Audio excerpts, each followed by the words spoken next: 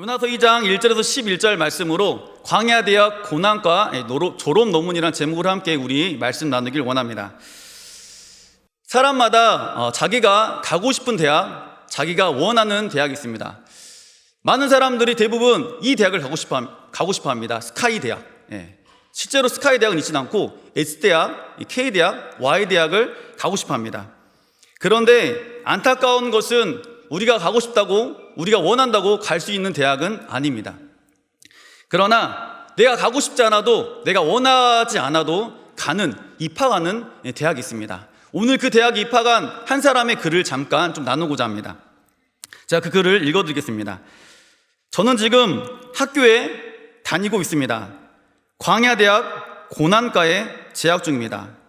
총장님은 하나님이신데 어물쩍 넘어가는 일이 절대로 없는 분이십니다.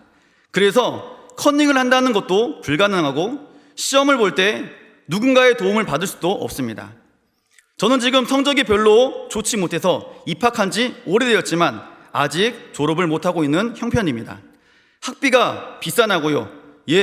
좀 비싼 편입니다. 인생을 모두 걸어야 할 정도니까요. 때로는 목숨까지도 저당 잡혀야 하니 결코 싸다고는 할 수 없습니다. 지금 제가 배우고 있는 과목은 버리기입니다. 욕심을 버려야 하고 내 고집을 버려야 하고 내 생각도 버려야 합니다. 인간적인 모든 수단과 방법도 버려야 합니다. 그리고 죽음을 배우고 있습니다. 죽은 사람은 말이 없죠. 감정도 없고 흥분한 일도 없고 실망하고 슬퍼할 일도 없습니다. 담담히 하나님만 바라보는 훈련을 하고 있답니다. 또 있어요. 하나님을 찬송하는 일을 배우고 있답니다. 즐거울 때라면 누가 못하겠어요. 병들었어도 가난해져도 주님을 찬양하는 일을 배우고 있어요. 인생의 밤이 찾아왔을 때도 하나님을 찬송하는 것을 잃어버리면 안 된답니다. 또 한 가지는 감사를 배우고 있습니다. 엎드려지고 쓰러져서 너무나 절망스러울 때에도 감사하는 법을 배우고 있죠. 부유한 것도 하나님의 은혜, 가난한 것도 하나님의 주권 아래 있으니 믿고 감사해야 합니다. 그런데 여기서 제가 매일 낙제해서 이렇게 졸업을 못하고 있잖아요. 이번에는 반드시 합격하리라 결심하고 다시 도전해보고 있습니다. 합격하는 자에게는 졸업 선물이 주어지겠죠. 소망, 기쁨, 문제 해결이라는 은혜의 선물이 주어질 것입니다. 저는 그 선물을 받고 싶어요. 어서 고난과를 졸업하고 이제 헌신과에 들어가서 새로운 삶을 살았으면 합니다. 하나님, 이번 시험에는 꼭 합격할 수 있도록 도와주시기 바랍니다. 그래서 헌신과 충성과에 빨리 들어가고 싶습니다. 하나님 부탁합니다. 은혜를 감사드리며 광야대학 고난과 재학생이 이런 글이 있었습니다. 이 글을 읽는데 꼭 우리들의 이야기 같이 굉장히 많이 공감이 되었습니다. 이 코로나19로 인하여서 많은 사람들은 경제적 이 광야대학 고난과에 지금 입학 중이고, 이 부부 관계나 이 자녀 사이에서 이 관계적인 광야, 그리고 직장에서는 직장 동료와 상사, 그리고 실적에 대한 광야, 학생들은 학업의 광야, 정말 이 광야대학 고난과를 졸업하고 싶은 우리들의 이야기입니다. 오늘 성경에 보면 이 광야대학에 나도 모르게 입학한 한 사람이 등장합니다. 그 사람은 바로 요나 선지자입니다. 하나님은 요나 선지자에게 니느웨에 가가지고 하나님의 복음을 선포하라, 그리고 그들이 회개할 수 있게끔 말씀을 전하라라고 분명히 하나님의 뜻을 전했습니다. 하나님의 뜻을 분명히 알았던 이 요나 선지자는 하나님 말씀하신 대로 니느웨로 가는 것이 아니라 다시스로 가는 배를 타버립니다. 하나님의 뜻을 분명히 알고 있었지만 왜 요나 선지자는 니느웨가 아닌 다시스로 가는 배를 탔을까? 그 당시 니느웨는 이스라엘의 적대국인 아수르의 수도였습니다. 한마디로 우리나라와 일본과의 이런 관계적인 문제였습니다. 일본은 우리나라를 35년이라는 시간 동안 식민지 생활했습니다. 우리나라를 굉장히 많이 괴롭혔고요. 그리고 위안부의 문제로 인해서 사실 위안부에 관한 이 문제도 지금 전혀 모른 척하고 자신들의 잘못을 인정하지 않습니다. 그리고 독도는 자기 땅이라고, 자기네 땅이라고 우기고 있는 그런 현실입니다. 그리고 우리나라를 이 수출을 규제해가지고 우리나라의 경제를 좀 많이 힘들게 하는 그런 나라입니다. 한마디로 일본은 우리나라 사람들이 한이 있는 그런 나라입니다. 우리나라 사람들은 일본이 잘 된다는 것을 별로 바라지 않습니다. 다른 나라는 부강해져도 일본만큼은 부강하지 않았으면 하는 그런 마음이 사실 내면 속에 깊이 담겨져 있습니다. 그리고 이 스포츠를 해도 다른 나라에게 좀 저도 별말 안 하는데 일본에게 진다면, 그리고 일본의 모든 사람들의, 일본이랑 경기한 사람들에게 죽으림을 다해서 무조건 이겨라 라고 말합니다. 그 정도로 우리나라는 일본에 대한 이 한이 있는 것입니다. 이 니누에라는 곳은 이스라엘의 이런 존재인 것입니다. 요나 선지자 입장에서 민족의 한이 있는 니누에게 하나님의 말씀을 선포하고 그 말씀을 통해서 그들이 돌아온다는 것이 이 요나 선지자는 싫었던 것입니다. 그래서 하나님의 뜻이 분명히 무엇인지 알고 있었지만 그 뜻을 반대로 이 니누에가 아닌 다시스에 가는 배에 몸을 싣게 됩니다.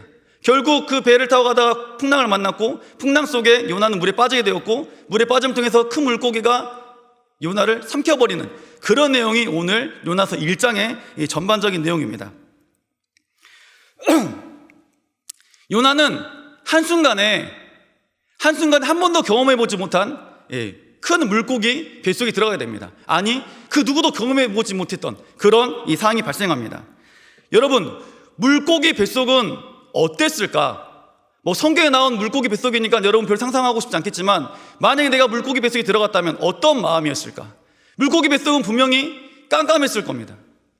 그리고 빛이 들어오지 않았고 그 속에서는 그 물고기가 먹었던 모든 음식들이 썩고 있었을 겁니다.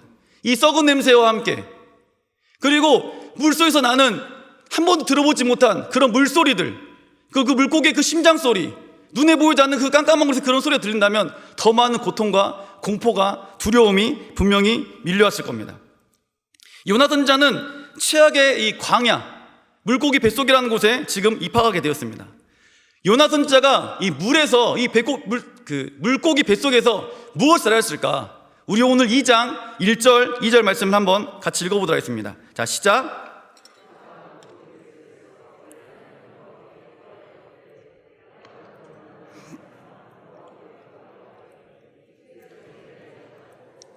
내가 수월의 뱃속에서 부르짖었더니 주께서 내 음성을 들으셨나이다. 아멘.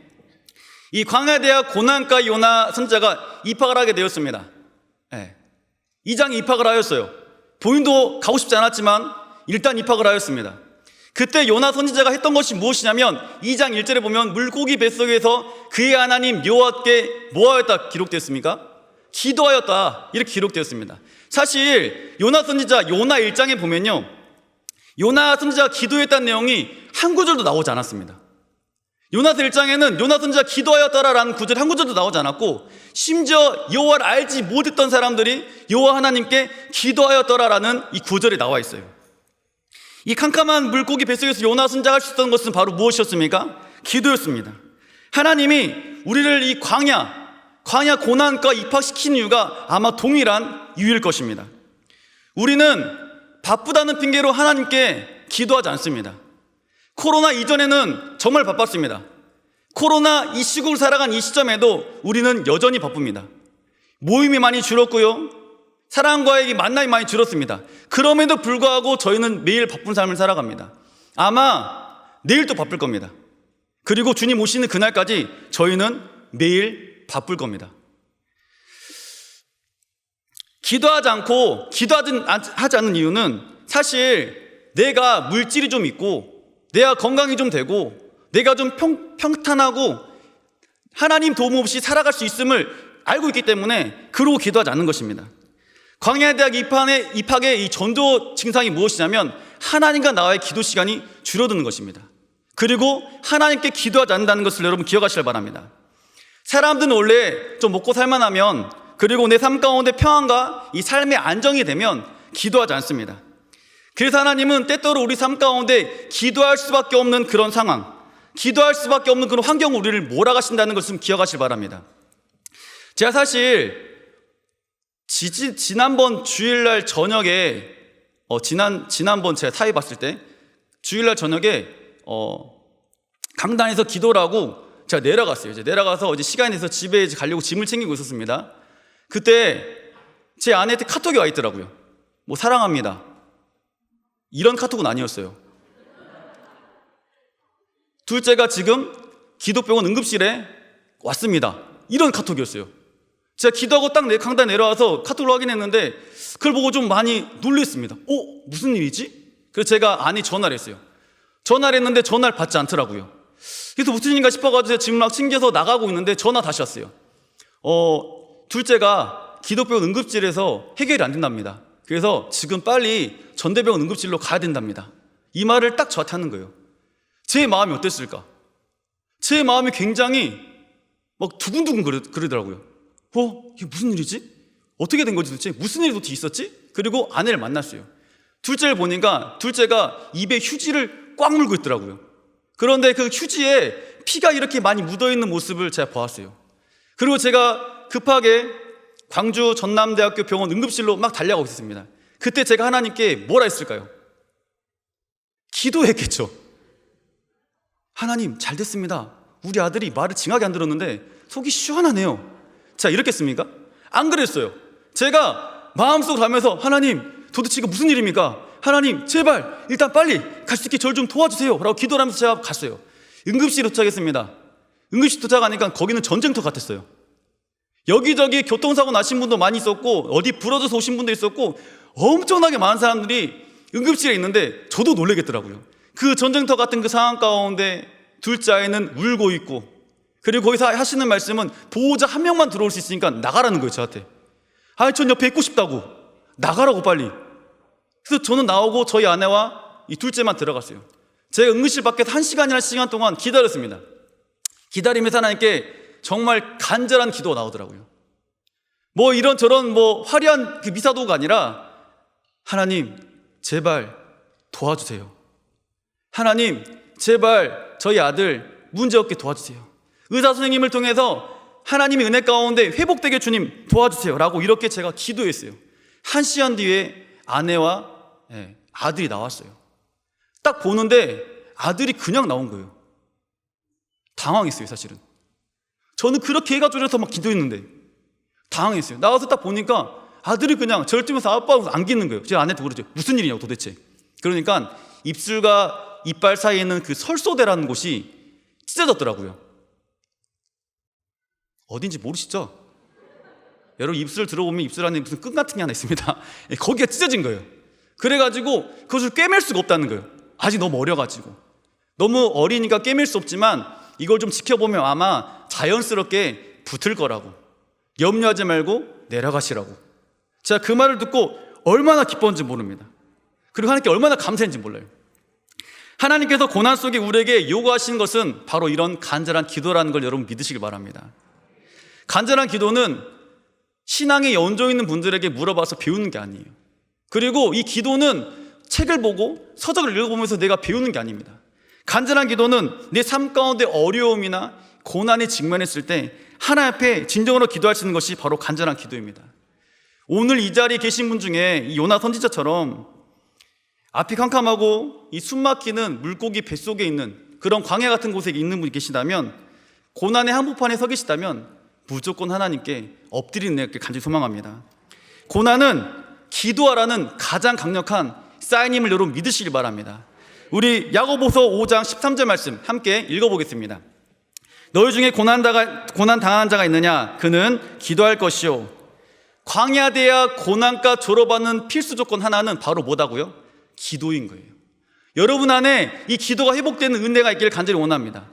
이 광야대학 고난과 졸업하는 첫 번째는 이 기도였고요. 그리고 다음 코스가 한 가지 더 있습니다. 그 말씀이 오늘 요나서 2장 2절부터 이 8절에 있는 내용입니다. 우리 요나서 2장 2절에서 8절에 있는 말씀, 긴 말씀입니다. 제가 이 말씀을 함축해 보면 이런 내용이에요. 어떤 내용이냐면 요나 선지자가 2절부터 이제 본격적으로 기도하기 시작합니다. 하나님, 이렇습니다 기도하는데, 기도하는 것이 어떤 거냐? 하나님, 나의 상황과 나의 처지를 기도하고 있는 거예요. 나는 지금 스올의 뱃속에서 부르셨습니다. 나는 지금 깊은 바닷속 가운데 있습니다. 큰 물이 나를 눌렀습니다. 주의 파도 큰 물이 날 덮었습니다. 막 이런 지금의 이 현실, 이 상황에 대한 이 두려움과 공포에 대한 기도를 막 하고 있어요. 그런데 반전이 있습니다. 반전은 바로 9절이에요. 우리 요나서 2장 9절 말씀 다 같이 한번 읽어보겠습니다. 시작. 나는 감사하는 목소리로 주께 제사를 드리며 나의 소원을 주께 갚겠나이다. 구원은 여호와께 속하나이다 하니라. 아멘. 요나 선지자가 2장 2절부터 8절까지는 자신의 그 상황 가운데, 두려움 가운데 처해 있는 이야기들을 막 하나님께 기도하기 시작합니다. 그런데 9절에 그 모든 기도를 끝내고 나서 나는 하나님께 감사하는 목소리로 주께 제사를 드리며 나의 서원을 주께 갚겠나이다, 구원은 여호와께 속하였나이다 라고 다시 기도하는 거예요. 감사의 기도를 하는 거예요. 여러분, 사실 물고기 뱃속에 있는데 무슨 감사가 될 수 있습니까? 여러분 같으면 물고기 뱃속에서 감사할 수 있겠습니까? 여러분, 고난의 현장 가운데, 힘든 상황 가운데 하나님께 감사할 수 있겠습니까? 사실 감사할 수 없는 그런 상황입니다. 그런데 요나 선지자가 기도하다 보니까 감사한 거예요. 왜냐하면 물에 빠졌습니다. 그럼 뭐합니까? 죽을 수밖에 없는 상황이에요. 죽어야 됐어요. 그런데 살아났어요. 그게 감사한 거예요. 그리고 물고기라는 큰 물고기를 예비하심에 감사한 거예요. 그 물고기가 있지 않았으면 요나는 죽었을 겁니다. 그 물고기를 예비하심에 감사한 거고, 또 물고기가 자신을 먹어가지고 자신이 뱃속에 들어있는 것도 감사한 거예요. 그리고 그 상황 가운데 내가 다른 것 하는 것이 아니라 하나님께 기도할 수 있는 것이 또한 뭡니까? 감사한 거예요.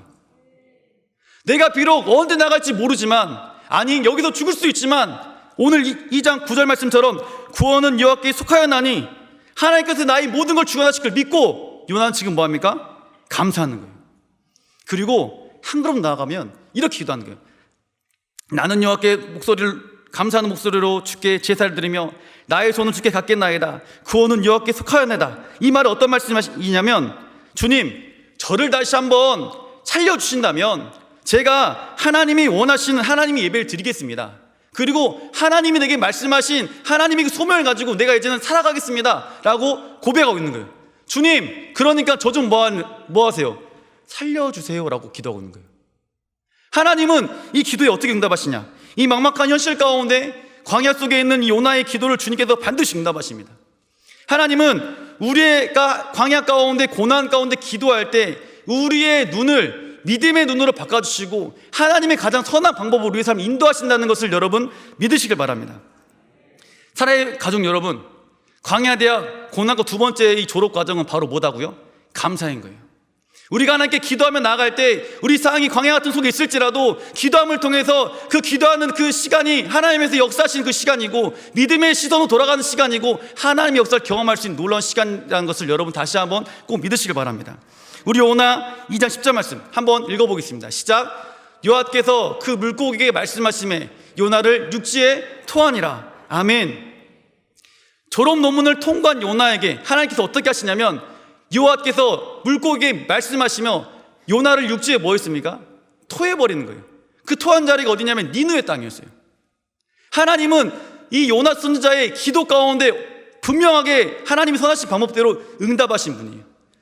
오늘 말씀 보진 않지만 3장 4장에 보면 이 니느웨에 가가지고 요나 선지자가 말씀을 선포합니다. 그때 많은 사람들이 왕부터 시작해서 이 동물까지 금식을 선포하고 하나님께 회개하고 돌이키는 장면을 볼 수가 있습니다. 하나님께서 지금 이 요나 선지자에게 이 졸업논문을 통과하셔가지고 이 사명을 허락하신 것처럼 지금 우리에게 하나님은 그런 사명을 동일하게 허락하고 있다는 것을 여러분 믿으시길 바랍니다. 사실 제가 이 말씀을 준비하면서 사실 이 아이가 굉장히 많이 생각났어요. 어떤 아이였냐면, 최근에 제가 우리 고등부 학생과 우리 고등부 스텝 선생님과 함께 밥을 먹으러 간 적이 있습니다. 5인 이상 모이면 안 되니까 3명 갔습니다. 여러분 오해하지 마세요. 3명이서 밥을 먹었습니다. 먹었는데 제가 그 식당 앞에서 차를 주차해놓고 차에서 내렸는데 어떤 학생이 내렸어요. 그 식사 가게 앞에서 나왔어요. 저랑 같이 만났어요. 제가 그 학생을 딱 보니까 아는 아이예요. 예전에 저랑 중학교 2학년 때 만났던 학생이었어요. 전 반가웠습니다. 그래서 그 학생에게 안녕, 너 잘 지냈어? 라고 물어봤어요. 그런데 그 학생이 저를 빤히 쳐다보는 거예요. 약간 그 모르겠다는 눈빛 저를 쳐다보더라고요. 그래서 제가 마스크를 살짝 내렸어요. 나야 사랑의 교회 목사님 딱 올렸어요. 근데도 그 아이가 약간 모르는 것 같은 거예요. 저는 분명히 그 아이를 아는 아이였어요. 왜냐하면 그 당시 그 아이가 교회 처음 왔을 때 저희 고등부, 중등부 우리 스태프님들이 이런 말을 했어요. 목사님, 저 아이를 저희가 찬양팀에 꼭 세웠으면 좋겠습니다. 왜? 그러니까 그 학생들이 했던 말입니다.